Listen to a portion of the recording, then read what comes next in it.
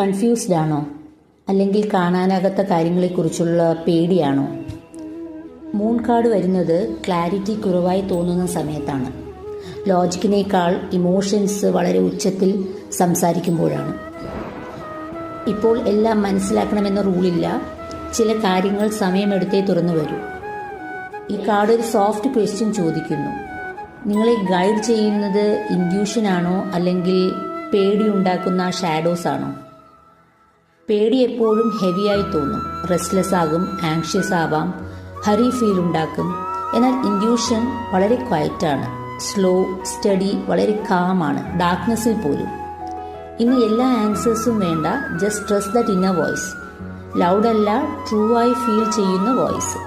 ഈ കാർഡ് ഇന്ന് തരുന്ന മെസ്സേജ്: സ്ലോ ഡൗൺ ചെയ്യൂ, ഡീപ്പായി കേൾക്കൂ.